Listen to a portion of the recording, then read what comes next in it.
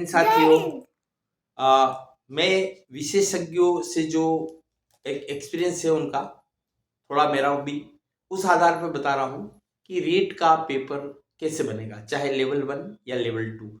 अगर आप इस बात को ध्यान में रखोगे तो शायद आपके सक्सेस होने के चांस कई गुना बढ़ जाएंगे। माय मिशन उदयपुर में निःशुल्क संस्थान है, फ्री कोचिंग। यहाँ पर उसी सिलेबस को, पैटर्न को, उन चीज़ों को फॉलो करके पढ़ाया जाता है। यही कारण है कि कम भीड़ होती है और सिलेक्शन बहुत ज़्यादा होता है, सिलेक्शन का रेशो। तो वो चीज़ मैं आपके साथ भी शेयर कर रहा हूँ। देख लीजिए कि सबसे पहले जैसे रीट का सिलेबस हुआ तो सिलेबस के अकॉर्डिंग ब्लूप्रिंट बनाया जाता है। उस ब्लूप्रिंट में 4 पॉइंट होते ही होते हैं, जिसको साधारण भाषा में कहते हैं ज्ञान, समझ, और उसके बाद होता है अनुप्रयोग और कौशल। आप देख लीजिए कि इसको नॉलेज, अंडरस्टैंडिंग और एप्लीकेशंस और स्किल में बांटा गया है। इन सभी में अंकों का और उस हिसाब से प्रश्नों का विभाजन करने की रूपरेखा बनाई जाती है। उसके बाद तीसरा जो चरण होता है उसमें ये देखा जाता है कि कितने कठिन, साधारण तौर पर, क्योंकि देखो आपको तो जो नहीं आ रहा वो कठिन लगेगा, भले कितना भी सरल हो, पर जो पेपर सेटर की नज़र में यूं माना जाता है कि कुछ प्रश्न कठिन होते हैं, कुछ सरल होते हैं। तो एक रेशो रहता है 30% बहुत ही सरल सामान्य से प्रश्न शामिल किए जाते हैं। जो मीडियम होते हैं, मध्यम श्रेणी के, वह होते हैं लगभग 40 प्रश्न। और जो टफ माने जाते हैं, हाँ थोड़ा दमदार है, वो होते हैं 25% क्वेश्चन। याद रखिएगा 5% क्वेश्चन लगभग ऐसे होते हैं जो हाईली टफ होते हैं, जिनके बारे में हो सकता है कि आपको काफ़ी ज़्यादा तैयारी करनी पड़े, बहुत ज़्यादा। ठीक है, इस तरह की बातें होती। तो जब आप पढ़ी करो ना, चूंकि यहाँ पर स्पष्ट है कि ब्लूप्रिंट को तो स्ट्रिक्टली फॉलो करना पड़ता है कि किस चैप्टर से किस तरह से लिए जाने, लेकिन यहाँ पर ये क्लियर कट है कि जो प्रश्नों का जो कठिनाई वाला है ना, उसमें कहीं कोई मानदंड पक्का नहीं होता। अब ये पेपर सेटर की मर्जी पर है। तो आपने देखा होगा कई बार प्रश्न क्या होता है, जैसे चुनाव आयोग कौन से अनुच्छेद या संविधान के कौन से भाग में वर्णन है, बस इतना सरल आ जाता है। और कई बार इतना कठिन आता है कि भैया बताइए निम्न में से सर्वाधिक कार्यकाल वाले निर्वाचन आयुक्त कौन रहे, या 2002 से 6 वर्ष की अवधि में राज्यपाल कौन रहे। इस तरह के टफ लेवल के भी ले लिए जाते हैं।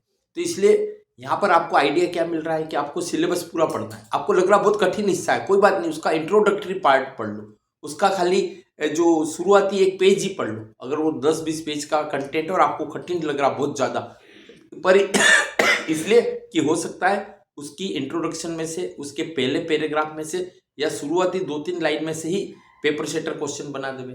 क्योंकि ये कहीं पर भी पेपर बनाने की गाइडलाइन में नहीं होता है कि आप इस टॉपिक से टफ दोगे और इससे इजी दोगे। वो कहीं से भी इजी और कहीं से भी टफ पेपर सेटर उठा सकता है। अगला पॉइंट, अब जब पेपर बनाने की प्रक्रिया शुरू होती है तो याद रखिए वहां पर गाइड ले जाने की अनुमति नहीं होती है, वहां पर कोई दूसरी सहायक सामग्री ले जाने की अनुमति नहीं होती। जो ऑथेंटिक टेक्स्ट बुक है, जैसे आपके लेवल 1 में पहली से 5वीं और कठिनाई की स्तर के हिसाब से 10वीं तक की किताबें उनको दी जाएगी। और जो लेवल 2 का बना रहे हैं उनको 6ठी से 8वीं की किताबें दी जाएगी, और डिफिकल्टी लेवल के हिसाब से 9वीं से 12वीं की किताबें दी जाएगी। जो बाल विकास और शिक्षण विद्या है उनमें उनको जो आपके बीएड में और बीएचटीसी में जो किताबें चल रही है, जो उसके नीचे आपने देखा होगा कॉलेजेस का जो सिलेबस होता है उसमें मेंशन की होती कुछ किताब और उनके लेखकों के नाम, वही किताबें वो लेंगे। तो अब आप सोच रहे हो कि हमने ये गाइड पढ़ी, वो गाइड पढ़ी, इस कोचिंग के नोट्स पढ़े, उस कोचिंग के नोट्स पढ़े, किसी काम के नहीं। वहाँ काम आएगी सिर्फ टेक्स्ट बुक। और माय मिशन से सिलेबस और टेक्स्ट बुक को ही और ब्लूप्रिंट को ही और पेपर बनाने की प्रक्रिया को ही आधार बना के पढ़ाया जाता है। निःशुल्क कोचिंग का मतलब यूं नहीं कि खाली जैसे तैसे काम चलाते हैं। जब हमको पैसा नहीं मिल रहा है तो हमारी मेहनत व्यर्थ नहीं जाए, एक एक बच्चे का सिलेक्शन हो, इसके लिए यहाँ पर जी जान लगा दी जाती। तो आपको ध्यान रखना है कि अगर किसी कोचिंग या किसी गाइड में उन किताबों को बेस बना के क्वेश्चन शामिल किए तो आ सकते हैं, लेकिन उस किताब से बाहर कुछ भी नहीं आएगा। अब किसी गाइड वाले ने या कोचिंग वाले ने अपनी होशियारी में कुछ एक्स्ट्रा पढ़ा दिया तो आप लोग उससे मतलब ये मान के चलिए कि वो आपके परीक्षा के हिसाब से काम का नहीं है, अगर वो ऑथेंटिक टेक्स्ट बुक में नहीं है। अब यहाँ पर एक चीज और आपको मैं बता दूं कि एक तो वो जो किताबें ली जाएगी, क्वेश्चन भी उसमें से ही होना चाहिए, आंसर भी उसी में से होना चाहिए।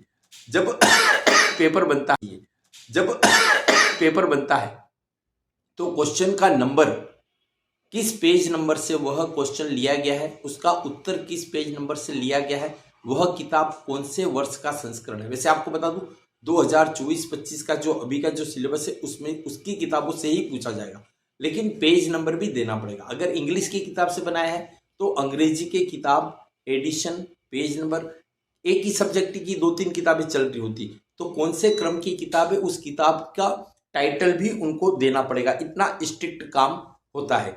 यहाँ पर मैं आपको बता दूं कि कोई भी कंफ्यूजन वाला क्वेश्चन शामिल नहीं करते हैं, ऑप्शन भी चेक करते हैं कि कल को ऐसा नहीं हो कि अपना क्वेश्चन बना दिया इसका आंसर ये है और जो दूसरे 3 ऑप्शन डाले कल को कोई उससे सही उत्तर से मिलता जुलता नहीं हो, इसका भी सख्ती से ध्यान रखा जाता है। पिछले साल का जो प्रश्न पेपर है वह साथ में होता है पेपर सेटर को। ये सारी मैं अनुभव के आधार पर बता रहा हूँ कि भाई जो विशेषज्ञों से जो बातचीत हुई है तो थोड़ा सा हेरफेर 19-20 इसमें कुछ हो सकता है।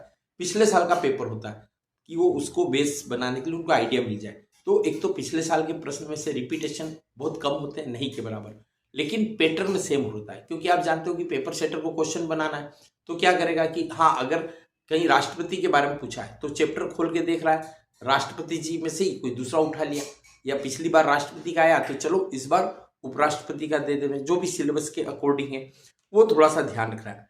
पेपर बनने के बाद मॉडरेशन होता है, ध्यान रखना मॉडरेशन में एक एक क्वेश्चन की फिर से जांच की जाती है, एक एक ऑप्शन की जांच की जाती है कि कहीं कोई विसंगति नहीं रहे। यहाँ पर मैं आपको बता दूं कि एक बार में सामान्य तौर पर कम से कम 4 पेपर बनते हैं, ताकि अगर किसी में कोई लेवल 19-20 हो तो मॉडरेशन में सही लेवल चुना जाता है। कल को कोई पेपर लीक हो जाए तो तुरंत हाथों हाथ नया पेपर बनाना संभव नहीं हो पाता है, तो बचे हुए सेट में से ही बना दिए जाए, और पेपर आउट होने की या गड़बड़ी की संभावना खत्म करने के लिए 4 सेट बनाए जाते हैं।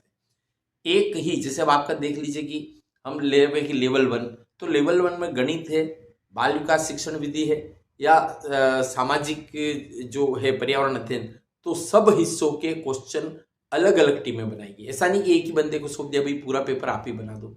और एक टीम में भी एक जना नहीं होगा, कम से कम 3-3, 4-4 जनों की एक एक टीम होगी, और सिलेबस के हर हिस्से के लिए अलग अलग टीम होगा। काफी सोच समझकर गहराई से निर्धारित मानदंड के अनुसार क्वेश्चन बनेंगे। यहाँ पर ध्यान रखिएगा इंग्लिश वर्जन मान्य रहेगा। अधिकतर आपने देखा होगा जो हिंदी माध्यम में मतलब जो कुछ त्रुटियां मुद्रण की या वो दिखती है, उसके पीछे रीजन ये होता है कि अधिकतर पेपर सेटर पहले अंग्रेजी में पेपर बनाते हैं, फिर उसका हिंदी में उसको ट्रांसलेट करते हैं। कई बार थोड़ा आगे पीछे भी हो सकती है बात, और फाइनली उन पेपर में से एक पेपर को चयन किया जाता है, वो बिल्कुल हाई लेवल पर किया जाता है, जिससे उस पेपर के लीक होने की कोई भी संभावना या कोई भी आशंका नहीं रहे। यहाँ पर देख लेना, अगर एक ही पेपर अलग अलग चरण में हो रहा है, जैसे मान लीजिए रीट में बहुत सारे बच्चे हैं तो पेपर सबकी परीक्षा एक साथ नहीं करा के अलग अलग चरण में कराते हैं, तो बाद के चरण वाले बच्चे फायदे में रहते हैं। क्योंकि ऐसे में क्या होगा, अब जैसे एक ही टीम को कह दिया कि आपको 4 सेट या 6 सेट बनाने हैं, तो नॉर्मली वो बार बार उन किताबों को खोलने में, बार बार करने में उनको दिक्कत होती है। तो क्या करते हैं वो, चलिए राज्यपाल का चैप्टर खुला हुआ है तो अपन 4 सेट बना रहे, तो चारों उसी चैप्टर में से क्वेश्चन ले लेते हैं। वो वापिस से उस किताब के आगे पीछे पेज पलटना, उसका चैप्टर चेंज करना, उसमें काफी जद्दोजहद रहती है। तो आपने देखा होगा, आप ये सीईटी वगैरह के पेपर में आपने देखा होगा कि अगर पहले चरण में पेपर जिस चैप्टर से आया, दूसरे चरण में लगभग उसी चैप्टर से, उसी टॉपिक से, उसी टाइटल से क्वेश्चन आए हैं। और कई बार तो क्या होता है, एक में जिसको क्वेश्चन बनाया होता है दूसरे में उसको उत्तर बना दिया होता है। अब आप इन सारी चीजों को पहले से ध्यान में रख करके अगर आप पढ़ाई करेंगे ना, तो आपकी मेहनत भी कम लगेगी, और आप है ना बहुत मतलब उसी मेहनत में आप काफी ज्यादा नंबर कर पाएंगे, पहले से कॉन्फिडेंट रहेंगे। और अगर आपको सारी चीजें पता होती है तो फिर आप पर साइको प्रेशर भी घट जाता है। सफलता के लिए शुभकामनाएं, धन्यवाद, जय हिंद।